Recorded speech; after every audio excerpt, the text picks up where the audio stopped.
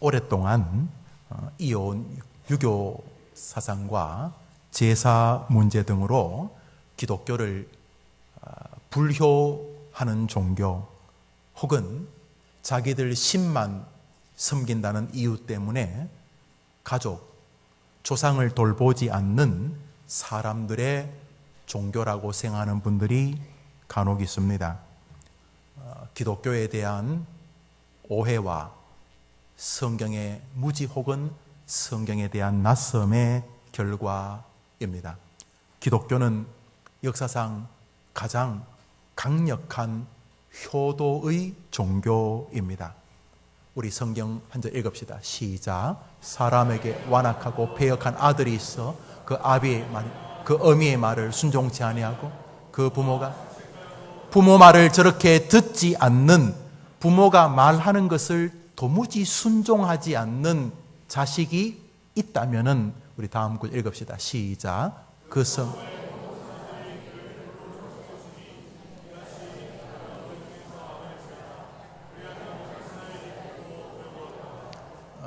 그 성경에서 부모를 하나님의 대리자로 인지하고 있었기 때문에 그 부모가 자식을 축복하면 하나님이 축복한다는 그런 거대한 프로그램 안에 자기들이 존재한다고 믿었기 때문에 부모의 말을 순종하지 않는 사람을 모든 성읍의 사람들은 끌어내어서 돌로 쳐 죽여서 이스라엘 중에 아주 못된 것이 퍼지지 않도록 제거하라. 얼마나 무서운 종교입니까? 불효하는 자식을 돌로 때려 죽이라고 하는 이 성경의 말씀을 그분들이 읽게 되신다면은 기독교를 불효의 종교라고 하는 입을 다물게 되실 것입니다. 국어 사전에 의하면 효는 부모를 잘 섬기는 일이라고 되어 있고 효도는 부모를 잘 섬기는 도리라고 되어 있습니다. 이런 기준에 의한다면 기독교는 역사에 나타난 가장 강한 효를 강조하는 종교입니다. 사실 기독교의 교리는 효 사상으로 이어져 있습니다. 우선 전능한 여호와를 아버지라고 부르게 하심으로 인해서 하나님을 섬기는 자세가 효도라고 하는 기본적 체계 위에 서 있게 하셨다는 사실을 통해서도 기독교를 효를 떠나서 설명할 수 없는 종교로 인정해야 할 것입니다. 부모는 성경에 의하면 하나님의 대리자입니다. 우리 가운데 이렇게 하늘에서 뚝 떨어지거나 어디서 화석에서 만들어진 존재가 없습니다. 우리 모두는 부모를 통해 이 땅에 오게 되었습니다. 부모를 통해 이 땅에 와 예수님을 믿게 된 것이지요. 그 부모님이 나를 이 땅에 태어나지 않게 하셨다면 우리는 예수님도 믿을 수 없습니다. 그러므로 우리 기독교의 가장 중요한 가치인 예수 그리스도를 구주로 믿는 일 또한 부모님의 말할 수 없는 은혜와 공로가 뒷받침이 되고 있습니다. 비록 부모님이 예수님을 영접하지 않고 돌아가셨던 분이라 할지라도 그 부모님은 우리를 이 땅에 보내어 하나님을 경배하게 하는 하나님의 놀라운 계획의 대리자이셨습니다. 하나님의 대사, 하나님의 사신, 우리를 이 땅에 있게 하신 하나님의 전달자였다는 사실입니다. 이렇듯 하나님의 대리자라는 측면에서 청태종이 직접 안 오고 청태종이 신하만 보내도 인조 임금이 버들버들 떨었지요. 왜냐하면 일개 차관보급도 안 되는 일개 중국 관리가 온갖 거드름을 떨면서 종이 한 장 이렇게 읽으면서 조선의 임금은 무릎을 꿇고 황제의 명을 받들라 그러면 새파란 젊은 애가 종이 쪼가리 한 장 읽는 동안 조선의 임금은 무릎을 꿇고 그것을 들어야 하는 이유는 그 사신이, 그 대사가 황제 청태종의 분신으로 보기 때문 아닙니까? 그런 것처럼 기독교는 부모님을 하나님의 대리자로 인지합니다. 그리고 부모 공경을 통해서 하나님은 인간 사회의 질서를 구축하기를 원하셨습니다. 다시 말해 인간이 부모를 공경하는 자세를 통해 사람들을 대하는 관계가 확장되게 하셨다는 것입니다. 예를 들어서 부모를 공양하기 위해서 더 열심히 일해야 했습니다.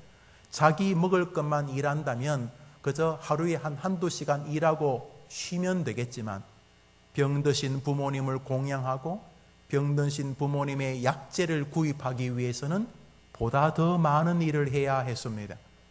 또 그냥 내 성질 같았으면 그냥 내 기질대로 말하고 행동했겠지만은 우리 부모님을 공경하는 삶이 사람들의 평판으로 돌아가게 하기 위해서 저 호로놈의 자식 새끼 저 어떤 놈이 애비냐 이런 소리가 아니라 야, 그 김 집사 애 참 잘 키웠네.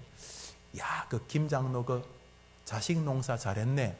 그래서 부모님에게 공경의 환경이 돌아가게 하기 위해서 보다 성실한 사회생활을 이어가게 하고 부모님의 마음이 불편하지 않도록 노상 옆 사람이나 때리고 술 먹고 술병으로 머리 때리고 온갖 짓을 하면은 뭐 나야 나대로 살겠지만 내 인생은 나의 것이긴 하겠지만은 그러는 순간 부모님의 마음을 공경하기는커녕 근심과 걱정으로 몰아가게 되기 때문에 부모님을 공경하고자 하는 정신사조가 사회 전반의 질서를 형성하게 하셨다는 것입니다.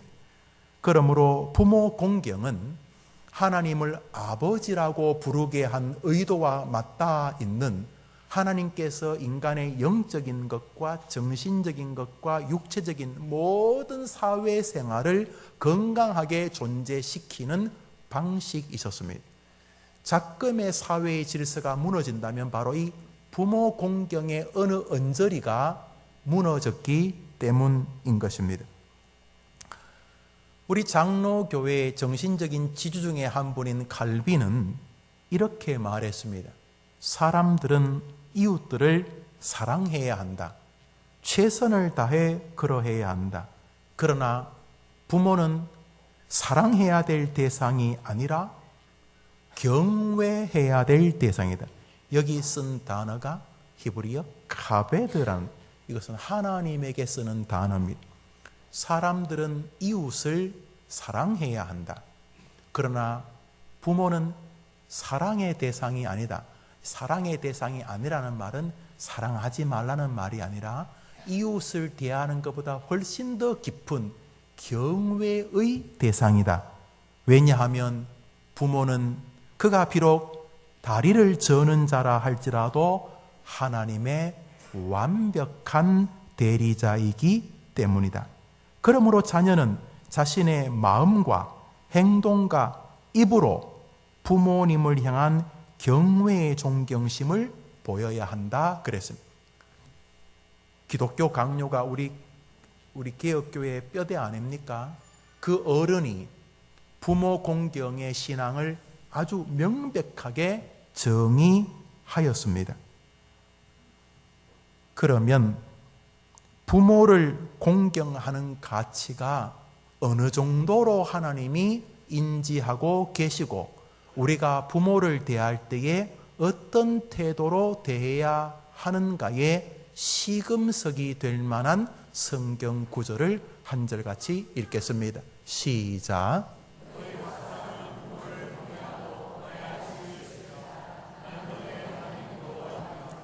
안식일을 잘못 지키면 죽여버렸습니다. 하나님이.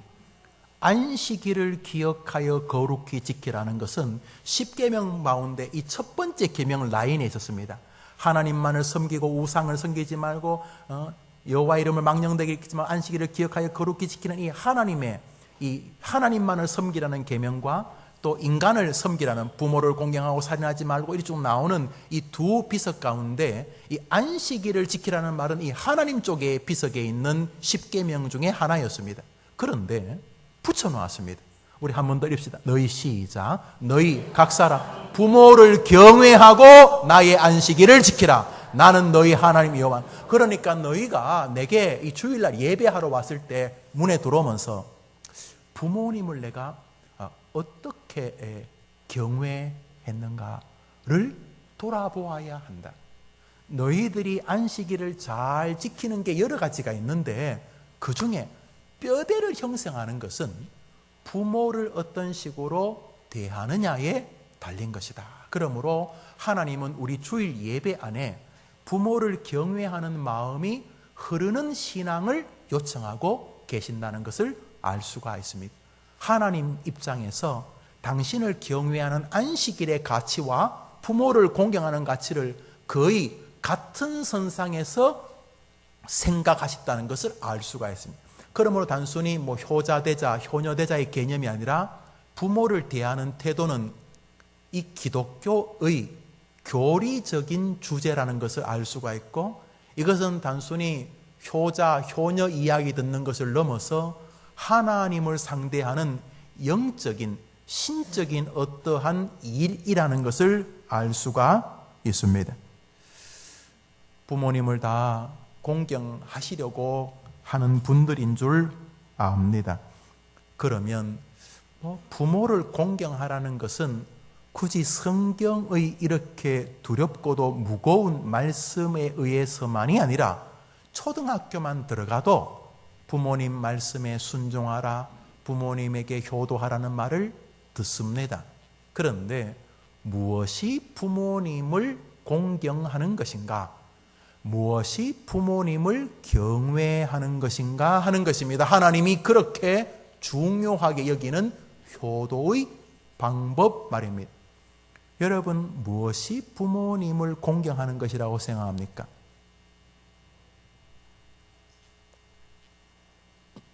목사님, 뭐니 해도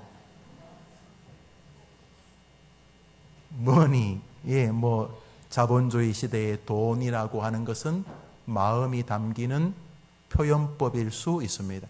그런 것들을 포함해서 성경은 우리에게 부모를 공경하는 일을 크게 두 가지로 말해 주십니다. 하나는 순종입니다. 한번 따라합시다. 순종이 제사보다 낫다. 기본적으로 부모님이 지시하는 것이 항상 진리일 수도 없고 진리이셔야 할 이유도 없습니다. 부모님이 예수님이십니까? 부모님이 성령님이십니까? 부모님이 인생을 달관한 8, 90 목사님이십니까? 우리 부모님은 술도 드시고, 우리 부모님은 가끔 엉뚱한 앞의 말과 뒤의 말이 다르기도 하시고, 때로는 억지도 부르실 수 있는 분이십니다. 그럼에도 불구하고 그 부모가 생각할 때에, 그리고 하나님이 보실 때에, 그리고 하나님이 각자의 심령에 주신 신앙적 양심의 근거에서 부모님의 삶 전반에 지시에 순종하려고 하는 태도를 보일 수는 있습니다. 경향성이 될 것입니다. 부모님의 삶에, 부모님의 지시와 말씀에 순종하는 것을 성경은 부모님을 경외하는 것이라고 말합니다. 우리 성경을 읽읍시다. 시작. 하나님이 옳다 그러면 끝입니다. 자녀들아, 주 안에서 너희 부모에게 순종하라. 저 주 안에서라는 말을 크게 만들어서 부모에게 순종할 거리를 좁히려는 사람이 있는데 틀렸습니다. 주 안에서라는 말은 주님이 인정하는 방식 이런 뜻이 아니고, 주님 안에 너가 있다면 이런 뜻입니다. 너가 예수를 구주로 믿는 사람이고, 너가 하나님이 너의 부모를 통해 너를 보냈다고 믿는다면 너는 부모에게 순종하라. 이것이 옳으니라. 그러니까 삶 전반에, 삶 전반에 부모님과 대화하는 동안 부모님이 느낄 때, 아, 이 아이가 나보다 더 똑똑하구나. 야, 세상이 많이 변했구나. 자식이 나보다 훨씬 더 뛰어나구나. 그럼에도 불구하고 대화하는 동안, 결정하는 동안 자녀가 부모의 정신사조를 순종하고 있다는 것을 느끼시게 해줄 책임이 자녀에게 있습니다. 두 번째로, 성경이 말하는 부모를 공경하는 것은, 한번 더 합시다. 부모를 기쁘시게 하라. 즐겁게 하라. 그러니까 여러분이 돈으로 하시든지, 무슨 또 좋은 것으로 하시든지, 마음을 편안하게 하시든지, 여튼 간에 무엇이 되었든지 간에 부모를 경외하는 또 하나의 방법은 부모님을 기쁘시게 하는 방향의 인생을 사는 것입니다. 무슨 일을 할 때, 아, 부모님이 이걸 기뻐하실까? 아이, 여보게, 나 이번에 빠지겠네. 왜 그래? 이번에 큰 거 한 땅인데. 아니야. 이거는 부모님이 기쁘신 일이 아니야. 이렇게 우리가 삶의 전반에서 순종과 함께 하나님이 기대하시는 부모를 경외하는 방법은 부모님을 기쁘시게 하는 유무에 끊임없이 서는 것입니다. 우리 성경 말씀 읽읍시다. 시작. 예, 저것이 성경이 말하는 신구약의 부모를 향한 효의 자세입니다. 내 부모를 즐겁게 하며 너를 낳은 어미를 기쁘게 하라. 부모의 기쁨이 아닌데도 자신의 잠시의 즐거움을 위해 어떤 일에 매진하는 일들을 성경은 어리석은 일로 치부하시는 것을 기억하시고, 지금까지 그래 오시려고 노력하셨겠지만은 부모에게 순종하는 영역의 삶과 부모님을 기쁘시게 하려고 하는 삶의 태도가 결코 어리석거나 사회에서 뒤처지게 하는 길이 아니라 여러분의 인생의 최종 결정권자이신 하나님으로부터 은혜와 복을 받는 길인 줄 믿으시고, 자녀들아, 내 부모에게 순종하라. 그리하면 나 여호와께서 너희에게 주는 땅에서 너희가 생명이 길고 복을 받으리라.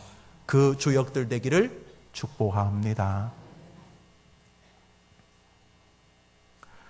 구약 성경도 신약 성경도 부모를 공경하는 한 목소리를 냅니다. 성경의 부모, 아버지, 어머니를 표현하는 단어가 1005번 이상이 나옵니다. 1년 365일이라면 하루에 3번, 4번씩 부모를 공경하라는 뜻이 될 것입니다. 생각하라는 것이 될 것입니다. 왜 이토록 부모 공경을 하나님이 강하게 말씀하시는 것입니까? 거기에는 하나님의 뜻이 계시고, 거기에는 우리를 향한 사랑이 있고, 거기에는 우리를 향한 축복이 매달려 있기 때문입니다. 부모 공경은 부모를 기쁘게 하고, 부모 공경은 한 사람의 삶을 가치 있게 만듭니다. 다른 큰 고관 대작의 자리에 오르지 않으셔서도 부모를 공경하는 삶을 살았다면 그것만으로도 여러분은 충분히 행복한 한 인생의 자긍심을 누리시게 되는 것입니다. 그것만이 아닙니다. 하나님 말씀하셨습니다. 너가 내 말을 쫓아 너희의 부모를 공경하면 나 여호와가 너에게 땅과 장수와 복을 주시겠다고 약속하셨습니다. 주님 빈말하시는 분이 아니실 테니 여러분이 그 복을 여러분과 여러분의 후손들이 누리게 될 것입니다. 여러분이 부모에게 공경하는 삶을 보여드린다면 여러분의 자녀들이 여러분을 통해서 아름다운 복의 길에 진입하게 될 것이고, 다른 모든 것을 유산으로 물려주지 않았다 할지라도 부모를 공경하는 신앙을 유산으로 물려주어서 그 아이 곁에 하나님이 약속하신 복이 영원토록 임하게 하시는 최고의 가정교육을 하신 것이니 이미 그 자체도 복인 줄 믿습니다. 효도하는 인생 되기를 축복합니다. 그러면 누가 부모입니까? 우리를 낳아주신 분이 부모님이십니다. 그건 너무 당연합니다. 그런데 부모님 다 돌아가셨는데요, 우선 성경 읽읍시다. 시작. 주는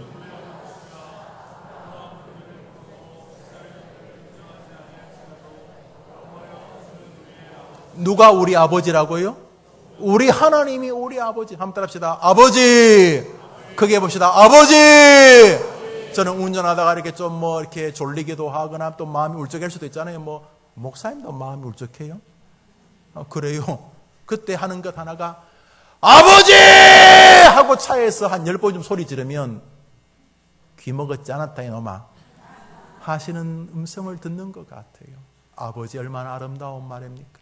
아브라함은 탁월한 사람입니다. 그러나 아브라함이 우리를 모른 척해도 하나님은 우리를 지켜주실 것이다. 아버지 계십니다. 우리 한 절 더 읽읍시다. 시작.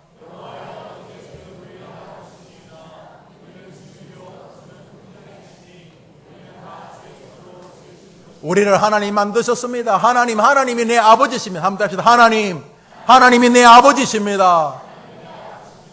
우리에게만 준 특권인 줄 믿으면 아멘 해보십시오. 우리 히브리서가 말합니다. 언제 내가 천사들 보고 내 아들이라 그랬냐? 아니요. 우리에게만 주신 것입니다. 천사가 언제 하나님을 아버지라고 부릅니까? 우리만이 가진 특권입니다. 우리에게는 영원한 부모 하나님이 계시는 줄 믿습니다. 자, 부모에게 효도하는 건 너무 당연한 것이죠. 하나님 아버지가 계십니다. 시부모님도 아버지, 어머니이십니다. 우리 성경 룻기서를 읽읍시다. 시작. 룻기서 안에는 예수 그리스도를 통하여 역사를 이끄시는 하나님의 계획이 담겨져 있습니다. 그렇지만 그 한 주제가 효도인 것은 부정할 수가 없습니다. 룻은 나오미의 며느리였습니다. 그런데 그녀는 그의 시어머니를 어머니라고 어머니 그리고 성경은 그녀가 그 시어머니에게 행한 모든 효를 인정합니다. 뭐라 그랬습니까? 너가 내 부모를 공경하면 내가 너에게 땅을 주고 장수를 주고 복을 주겠다. 다 받았어요. 보아스의 땅을 다 받았고 이스라엘의 땅을 받았고 영적인 세계를 받고 다윗의 조상이 되고 그리스도의 조상이 되었습니다. 한번 아멘 해보시죠. 한번 따라합시다. 시모님은 복덩어리다. 왜 인상 쓰면서 해요? 장인 장모도 마찬가지입니다. 야, 저 사람 저 해림교회 나가고 나서 우리 며느리가 달라졌다. 해림교회에 나가서 우리 사위가 달라졌다. 이렇게 되어져야 옳은 줄 믿습니다. 달라졌다는 말은 그전에 잘못했다는 게 아니라 그전에도 잘했지만 너무너무 잘했지만 해림교회에 나간 다음부터 이 친구들이 날 하나님처럼 돼. 이런 은혜가 있게 되기를 축복합니다. 여러분이 룻처럼 되기를 주의 이름으로 축복합니다. 불효가 이 시대의 트렌드입니까? 부모님 말씀에 함부로 토를 달거나 부모님 말씀에 화를 내는 것이 이 시대의 정신사조입니까? 망할 짓입니다. 성경은 말합니다. 내 부모를 공경하라. 그리하면 나 여호와가 너에게 복을 내리리라.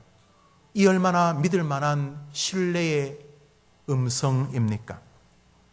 또한 성경은 스승이나 지도자를 부모와 같은 순종의 존재로 이야기합니다. 읽어봅시다. 시작.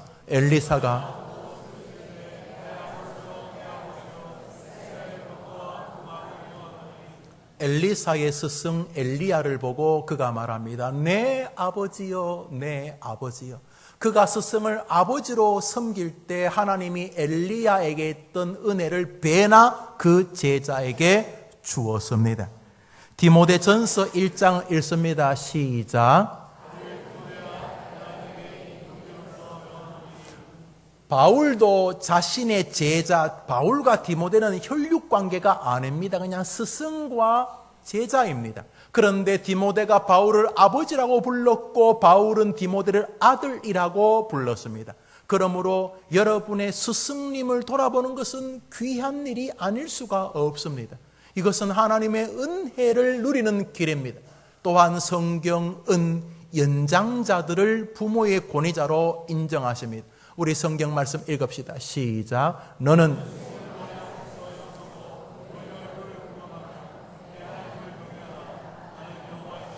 흰머리 앞에, 노인이죠. 노인 앞에 일어서고 노인의 얼굴을 공경하며 내 하나님을 경외하라. 그러니까 여러분이 예수님 잘 믿는 노인뿐 아니라 예수님을 잘 안 믿는 노인들도 기본적으로 공경하려고 하는 것은 복된 일입니다.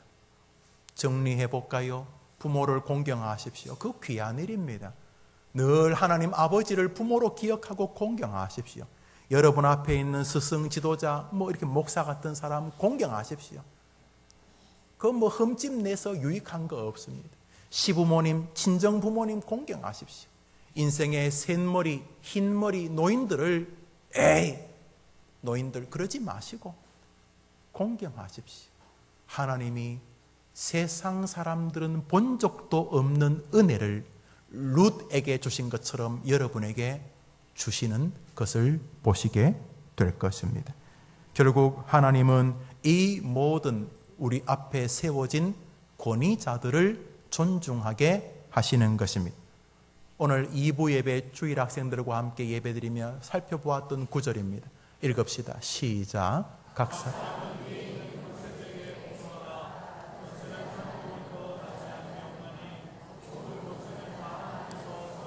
각 사람은 위에 있는 권세, 하나님, 위에 있는 것에 부모님, 위에 있는 권세 왕, 스승님, 위에 있는 권세 노인들, 각 사람은 너 위에 있는 권세들에게 복종하라. 권세는 하나님으로부터 나지 않음이 없나니 모든 권세는 다 하나님께서 정하신 바라.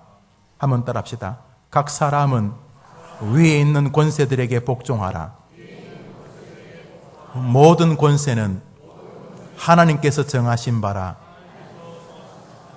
소, 돼지, 닭을 우리나 닭장에 이렇게 넣어서 몇십 마리, 몇백 마리, 몇천 마리, 몇만 마리를 기르는 것을 보신 적이 있을 것입니다. 축사, 우리 이런 것 말이죠. 물어보겠습니다. 돼지 수천 마리 혹은 소 수십 마리, 수백 마리, 닭 수천 마리, 수만 마리 이렇게 그런 우리나 닭장에 들어있는 거 보신 적이 있으시죠? 예, 텔레비전이나 직접.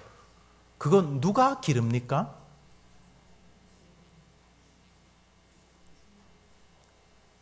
주인이요. 예, 맞아요. 주인이 기름. 자, 사지선답. 소나 닭이나 양이나 염소나 이런 것들을 우리에 넣고 기르는 것은 1번 호랑이다. 2번 토끼다. 3번 사자다. 4번 사람이다. 예. 죄송해요. 사자나 호랑이, 기린, 코뿔소 이런 것들을 모아서 사람들의 구경시켜주는 동물원을 직접 보셨거나 텔레비전에서 보신 적이 있을 것입니다. 거기 맹수들을 우리에 가둬두고 사람들에게 구경시켜주는 그 동물원 말입니다. 거기 동물원 안에 있는 그 수천, 수백 종의 동물들을 기르는 것은 누굽니까? 사람입니다. 텔레비전에서 본 것인데요. 일본 사람들 배가 태평양 어디에서 고래를 잡고 있었습니다. 고래를. 그런데 그 배보다는 좀 작은 배 수백 척이 그 고래를 잡는 일본 배를 빙 둘러싸 가지고 플랜카드를 걸고 고래를 죽이는 것을 하지 마라. 일본 놈아. 일본 놈아는 내 말이고 그렇게 영어로 고래를 보호하자는 말을 막 쓰는 거예요. 써가지고 막 플랜카드를 조그만 배들이 제가 볼 땐 수백 척이 그냥 그 일본의 그 큰 포경선을 둘러싸고 있는 거예요. 내용은 그것이에요. 고래를 보호하자.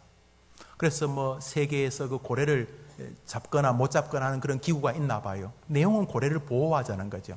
그 일본 사람들이 참 고래고기를 좋아한다고 합니다. 고래고기가 맛있어요. 어릴 때부터 들었거든요. 서울내기, 담아내기, 맛 좋은 고래고기. 이렇게. 시골에 서울애가 한 번씩 오면 그래 놀렸거든요. 서울내기, 담아내기, 맛 좋은 고래고기 그랬어요. 그랬어요? 모르면 말고요. 이렇게. 그래, 고래고기가 그 맛있는지. 일본 사람들이 그걸 좋아하는데 못 잡게 하니까. 유엔이나 이런 나라가 몰래 잡거나 잡는데 원래는 못 잡는데 잡을 수 있는 작은 틈이 있대요. 그것은 연구용 목적으로는 고래를 잡을 수 있다는 거예요. 그 일본 사람들이 계속 고래를 연구하고 있어요. 어떤 연구할까요? 어떻게 구워 먹는 게 맛있을까? 뭐 그런 거 연구하는 거예요. 근데 문제는 그 태평양 바다가 얼마나 넓어요? 그 바다에 고래를 지키겠다고 사람들이 있는 거예요. 맞아요. 한 해에 15종인가? 10년에, 죄송해요. 100년에 15종 정도의 생물이 사라진대요, 지구상에서. 옛날에는 그 짐승이 분명히 있었대요. 그런데 지금은 없대요. 인간이 다 죽여버린 거예요. 바다 속도 마찬가지고, 개울도 마찬가지고, 뭐, 아직까지 남아있는지 모르지만, 대한민국에 호랑이는 없어요. 야생은. 야생 표범도 1978년도인가 저 청송인가 어디 잡힌다 이후로부터 한국에 표범이 없다는 거예요. 한국 표범 다 어디 갔어요? 다 잡아먹은 거예요. 다 죽인 거예요. 한국 호랑이 다 잡아먹은, 다 죽인 거예요. 사람이 무서워요. 능력이 있어요. 바닷속에 고래도 사람이 잡기 시작하면 씨가 마른다는 거예요. 그러니까 고래를 잡지 말자는 거예요. 모든 짐승들을 인간이 통치하고 있어요. 왜요? 사람이 무슨 코끼리보다 힘이 세요? 머리가 좀 좋다고요? 아니에요. 왜 사람이 온 세상의 짐승들을 다스리는 걸까요? 우리 성경 창세기 읽읍시다. 시작.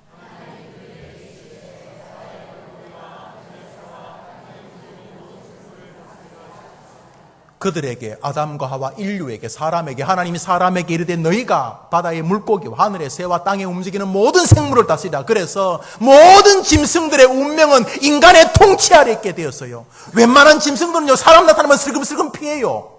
웬만한 사자 뭐 해랩이라도 사람이 총 들고 나타나면요, 슬금슬금 다 피해요. 정말이에요. 그 시골에 그 복날 되면 그 멍멍이들이 있는데, 있어요. 동네에도 그런 분이 계셨는데, 그 멍멍이들이 막, 제가 가면 막 짖어요. 왁 짖는데, 그분들이 나타나면, 정말이에요. 막 조용히 오줌도 싸고 그래요. 그래서 그분들은 개를 잡고, 그 자전거 뒤나 오토바이 뒤에 이렇게 조그만 그 개를 집어넣는데, 내 생각에 그 2마리밖에 안 들어가요. 거기 5마리씩 집어넣어요, 개를요. 진짜예요. 개가요, 꼼짝 못해요. 개가 개 잡는 분들을 무서워하더라고요. 개만 아니에요. 온 지구상의 생물은 인간의 통제를 받도록 하나님이 정하셨어요. 누구도 부정할 수 없어요. 인간은 지구상의 거의 모든 생물을 멸종시킬 만한 능력을 가지고 있어요. 인간에게 이런 다스림의 특권을 주시면서 동시에 하나님은 인간에게만 있는 신적인 특권을 주셨어요. 그것은 전능하신 하나님을 향해 예스와 노를 할 수 있는 의지, 신학적으로 자유의지라고 하는 걸 들어보셨을 거예요. 뭐 개들이 오늘 이거 먹을까 안 먹을까 이런 의지가 아니에요. 하나님을 대상으로 하나님이 온 만물을 다스리라. 예, 하나님 할 수도 있고, 너가 온 만물을 다스리라. 싫어요. 할 수 있는, 하나님을 상대로 할 수 있는 자유의지를 우리에게 주셨어요. 그건 신적인 자유의지예요. 그리고 그 자유의지를 기꺼이 우리의 마음을 다하여 하나님을 경배하는 쪽으로 선택하기를 기뻐하셨어요. 할렐루야. 자, 인간은 이렇게 탁월한 고난을 받았어요. 자, 이렇게 하나님이 모든 짐승을 이렇게 만드시고 인간에게 통치를 받게 하신 것처럼 인간에게도 누군가를 만드시고 그들을 공경하게 만드셨어요. 누가 만드셨다고요? 누가 만드셨다고요? 하나님이 만드셔서 이 법칙을 훼손해서는 안 돼요. 개, 돼지, 닭, 소는 그들의 순종은 인간에게 다스림을 받는 것이 하나님이 만드신 제도고 하나님이 만드신 생물들이 그런 것처럼 인간에게도 그 앞에 누군가를 세워서 그를 공경하고 그에게 순종하게 만드셨어요. 로마서 13장 1절 전반부만 읽읍시다. 시작.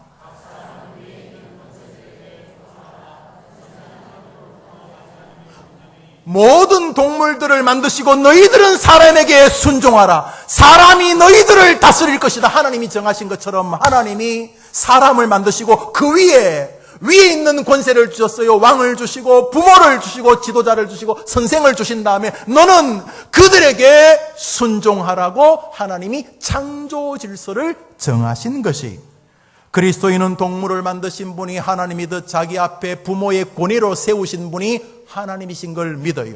한번 따라합시다. 내가 어쩌다가 저분 밑에 태어난 것이 아니다. 한번 따라합시다. 하나님의 뜻으로 말미암아 그 부모님 밑에 나로 태어나게 하셨다. 믿으면 아멘 해보시죠. 아무리 자신의 신세를 한탄한다 할지라도 아니올시다. 하나님은 인간을 하나님의 뜻 안에서 이 땅에 보내셨습니다. 그리고 부모를 공경하도록 여러분이 태어나는 순간 이미 정하셨습니다. 모든 동물들이 인간에게 다스림을 받게 하신 것처럼 말입니다. 그러나 에덴 동산에서부터 인간은 이 멋진 자유의지를 훼손시켰습니다. 어떻게 해요? 바로 순종의 반대인 불순종을 통해서입니다. 선악을 알게 하는 나무 열매를 먹지 말라고 했을 때 그들은 불순종하였습니다. 그래서 죄가 들어왔고 죄는 온 인류를 죽음으로 몰아넣게 되었습니다. 로마서 5장입니다. 시작. 그러므로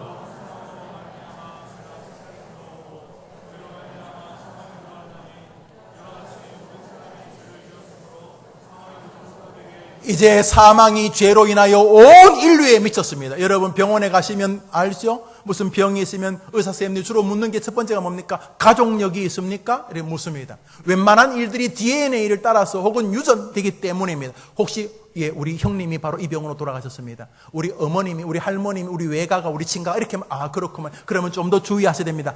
DNA가 흐릅니다. A형, B형 이렇게 보면 그 부모들 사이에 그 자식들이 그 혈액형을 따라 가는 것처럼 우리 인간의 그 더러운 죄가 에덴에서부터 아담과 하와로 이어져 왔으면 거짓말요? 배우셨습니까? 안 배웠죠.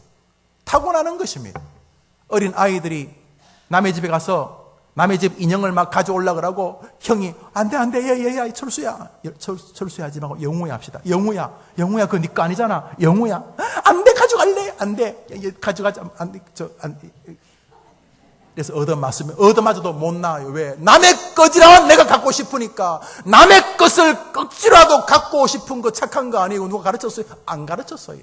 우리 인간 안에 이미 죄의 DNA가 쫙 흐르는 거예요. 모든 인류가 범죄한 거예요. 우리 다음 구절 읽읍시다. 시작. 우리 가운데 죄에 대한 걱정, 근심, 불안, 미움, 시기, 좌절, 열등감 이런 거 아무도 없어요. 아무도 없어요. 모든 사람이 저 꼴이 났어요. 그래서 구원의 길이 없고 저주와 죽음만이 인간 앞에 오게 되었어요. 그래서 하나님이 예수님을 보내주셨어요. 길이 없어서 우리의 모든 죄를 당신이 다 덮어쓰셨어요. 모든 죄값을 다 짊어지고 십자가의 죽음으로, 자신의 죽음으로 모든 죄를 해결하셨어요. 할렐루야. 그리고 죽은 지 사흘 만에 나타나서 살아나셔서 당신이 구세주요 구원자요 죽음의 이김의 신인 것을 보여주셨어요. 그리고 주님 우리에게 한 가지 명령하셨어요. 읽읍시다. 시작. 할렐루야. 적어 보십시오. 주 예수를 믿으라. 세상을 다스리라, 부모를 공경하라, 주 예수를 믿으라. 다 명령형입니다. 너희가 온 만물을 다스려라. 너희가 부모와 너희 앞에 있는 권위자를 순종하라. 주 예수를 믿으라. 다 명령입니다. 저 명령에 우리의 자유의지가 발동하기를 기뻐하시면 어떻게 해요? 예, 아멘. No, 싫어요. 왜요? 뭐 때문에요? 이렇게. 오늘도 우리는 이 하나님의 신적인 자유의지로 하나님의 명령에 순종과 불순종으로 나아갈 수 있게 되는 것입니다. 우리 성경 구절 로마서 13장 한 번 더 외우듯이 읽읍시다. 시작.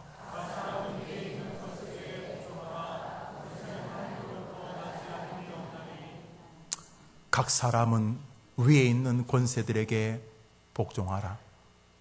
권세는 하나님으로부터 나지 않음이 없나니 여러분들이 가장 먼저 복종해야 될 권세자는 바로 부모님이십니다. 위에 있는 권세란 하나님이 여러분 위에 당신이 주권적으로 세운 권세를 말하는 것입니다. 여러분에게 스승님이 계십니까? 여러분에게 부모님이 계십니까? 하나님이 여러분 위에 주권적으로 세우신 분이십니다.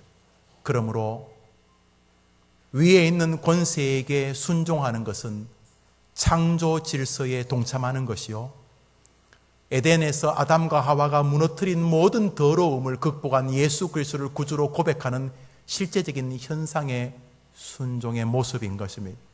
첫 번째로 우리가 이번 주간 어버이 주간을 이렇게 맞이합니다. 내일이 어버이날이죠. 여러분, 한 주일의 시작이 주일 아닙니까? 여러분 정상적인 달력 보시면 주일이 제일 먼저 나옵니다. 주일, 월, 화, 수, 목, 금, 토. 토요일이 주말입니다. 이번 한 주간 첫날 우리가 예배를 드립니다. 이 첫날. 그리고 둘째 날 내일이 어버이날입니다. 여러분, 부모님은 창조 질서가 담겨 있는 축복의 대상입니다. 우리 성경 구절 읽읍시다. 시작. 자녀들아,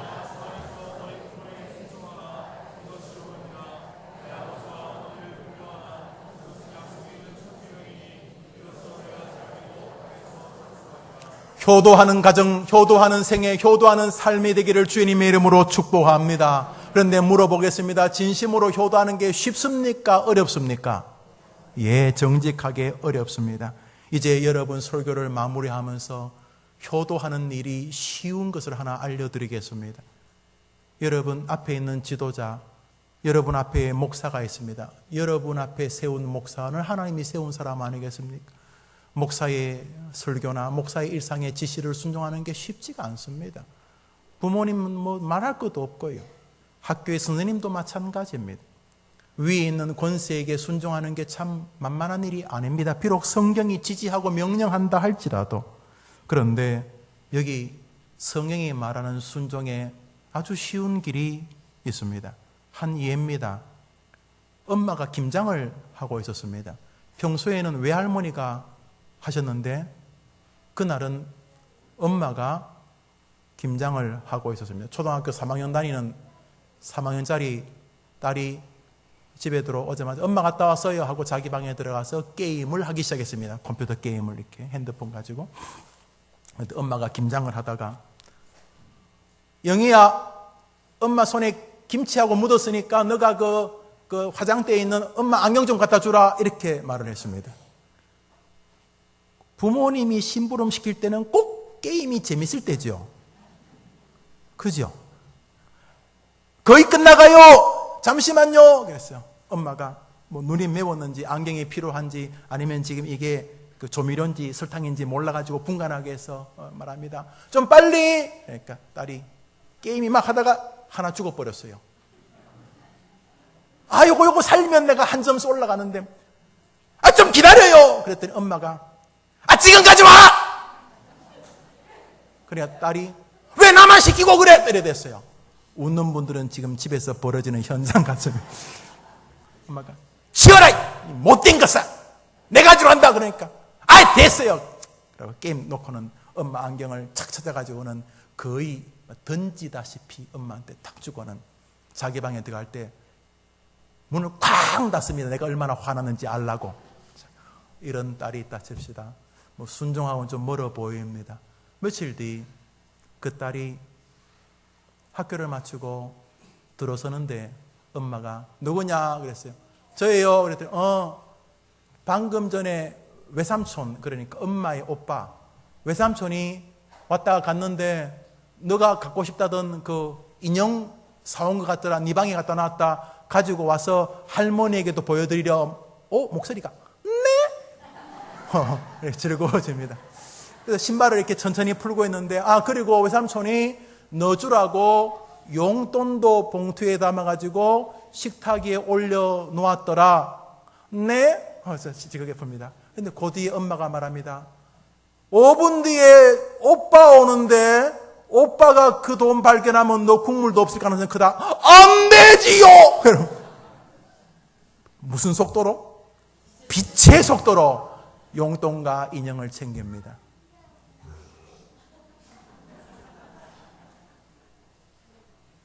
어떻게 하면 기독교적인 순종의 삶을 살 수 있는가? 순종에 상이 있다는 것을 확신하면 쉬워집니다. 한번 더 합시다. 순종에는 상이 있다. 여러분, 여러분의 부모님을 대하실 때에, 여러분 위에 있는 권세자를 대할 때에 순종에 상이 있다는 사실을 여러분이 붙잡는 순간, 평소에는 뛰어가기 싫은 곳까지 즐겁게 뛰어가게 만들어 줍니다. 성경 전반은 상을 향한 신앙이 건강한 것을 우리에게 알려주고 있습니다. 성경 구절 읽읍시다. 시작. 바울 되게 만든 가장 중요한 신앙의 동의는 상에 대한 갈망이었습니다. 내 부모를 공경하라. 그리하면 나 여호와가 너에게 준 땅에서 내 생명이 길고 너는 복을 받으리라.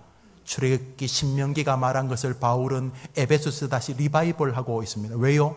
영원한 진리이기 때문입니다. 병든 부모님, 나보다 공부도 많이 못하시고 사회 경험도 굉장히 단순하신 부모님, 뭔가 모를 것 같고 지시하시는 것은 구닥다리 같고 내가 더 잘할 것 같아도 아니요. 천만의 말씀요.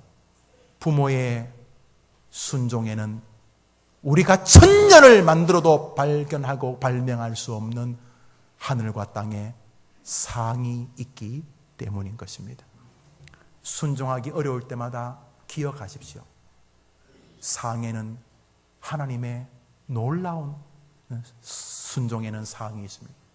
우리 다음 구절 읽읍시다. 시작.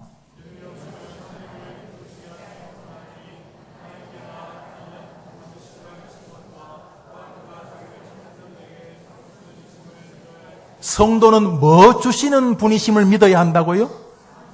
여러분, 그래서 상을 기다리지 않는 신앙은 함부로 말하면, 가만히 보세요. 틈만 나면 이렇게 불평하고 원망하고 그 시간이 남는 것을 불평이나 원망이나 남을 이렇게 비꼬는 것으로 시간을 보내는 분들 많습니다. 가만히 보세요. 상에 대한 갈망이 거의 없어요. 하루살이에요. 하루하루 살아요. 아이들, 공부하고 있는 자녀들, 자신의 영혼들, 심령들, 정신세계들, 육체들, 앞길들, 미래들, 영적이고 육적인 것들에 대한 상에 대한 기대가 없거나 사라져 버렸어요. 그래서 오늘도 하나님이 그토록 지시하는 일들을 너무 쉽게 거절하고 거역합니다. 그러나 이 상을 받으려는 사람들을 보십시오. 믿음 생활. 그들은 묵묵히 있어도 그 안에 뜨거운 것이 계속 움직입니다. 어른을 대할 때 완벽하게 대할 수 없어요. 지구상에 누가 완벽하게 사람을 대할 수 있어요? 소천하신 원로 목사님 제가 완벽하게 대해서요? 흉내는 냈는지 모르지만 하늘 가서 뵈면 죄송하다고 말해야 될 거예요. 여러분 부모님은 완벽하게 대해요? 여러분은 우리 교회 하나밖에 없는 담임 목사를 하나님의 종이라고 부르면서 완벽하게 대합니까? 쉽지가 않죠. 그럼에도 그렇게 대할 수 있는 동의를 하나님이 제공하세요. 위에 있는 권세에게 순종하라. 하나님의 상이 있느니라. 그 첫 번째가 부모님이십니다. 부모님을 대할 때 이 부모님의 마음과 지시 안에 부모님이 주시는 것과는 비교할 수 없는 성경이 가지고 있는 이 거룩한 메커니즘, 축복의 방법들. 믿음은 상을 향해 달려가는 여정들입니다. 오늘도 상 받기를 원하는 사람들의 삶 속에는 경쾌함이 있습니다. 아무리 찍어 눌러도 이 하늘에 대한 상이 있는 사람은 오뚜기처럼 또 일어나게 되는 줄 믿습니다. 말씀을 맺으면서 오늘 어버이 주일이어서 우리 주일학교 아이들과 함께 본 영상입니다. 순종하는 거 어렵지만 상을 기대하면 견딜 수 있고 해볼 수 있습니다. 오늘도 상 받기 위해 하나님께로 나아가는 멋진 영적인 효자 효녀들 되기를 주님의 이름으로 축복합니다. 우리 영상을 보겠습니다.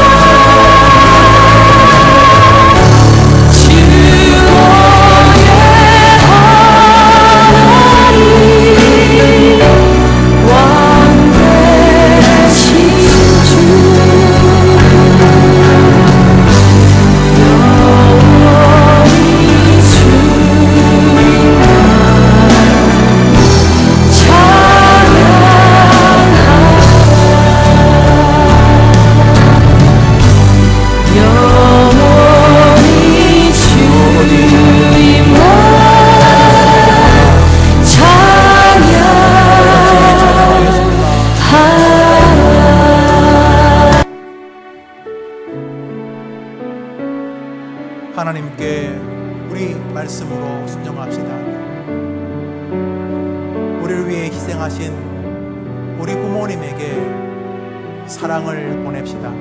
순종으로 어디 가든지 순종하라.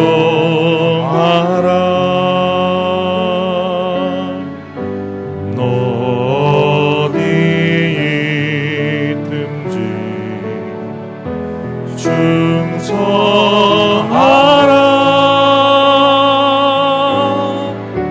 주 너의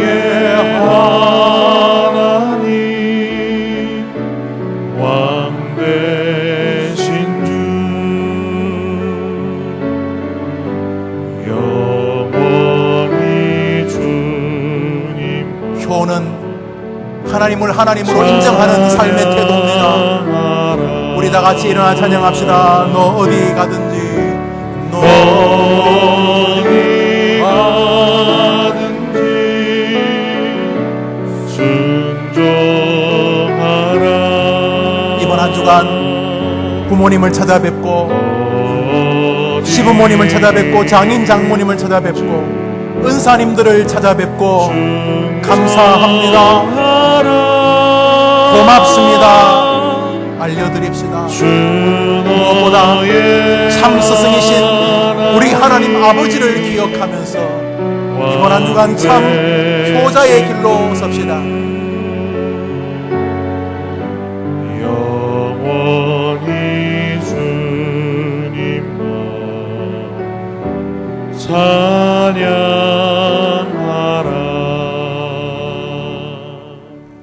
세 가지 기도 제목을 합시다. 하나는 우리 부모님에게 효도하고 순종하는 나의 남은 삶이 되게 해 주옵소서. 부모님 말했죠. 시부모님도 부모님이고 은사님도 부모님이고 여러분이 하나님을 향한 부모님이에요.